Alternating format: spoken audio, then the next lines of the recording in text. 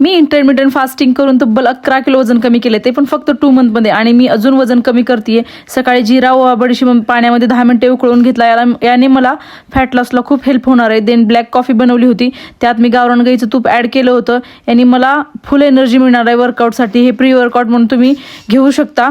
आणि 60 minute proper workout केल्यानंतर मी moringa powder घेतली होती. यामध्ये खूप जास्त प्रमाणात कॅल्शियम असते आणि प्रोटीन पण असते. ते स्किनसाठी आणि आपल्या हेअरसाठी ओव्हरऑल फुल बॉडीसाठी खूप इम्पॉर्टंट असते. आणि याला वेट लॉसला सुद्धा खूप हेल्प होते. मी 12ला माझं इटिंग विंडो ओपन झाल्यानंतर मी खूप सारी पपया आणि एक मोठा साईज पेरू घेतला होता. माझं फुल पोट भरलं होतं याने. देन 4 वाजता मी गावरान कोंबडीचं चिकन आणि हाफ भाकरी घेतली होती. कांदा टोमॅटो घेतला होता. त्यानंतर मी 30 मिनिटांनी बडीशेप पाण्यामध्ये उकळून पिले. खूपच मस्त झालं होतं जेवण. बिकॉज गावरान कोंबडी इज ऑलवेज टेस्टी.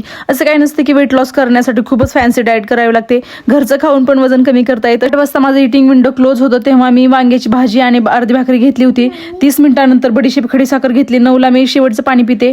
जिरा व बडीशेप, आलं आणि हळद हे इन्ग्रेडियंट 10 मिनिटे पाण्यात उकळून घेते.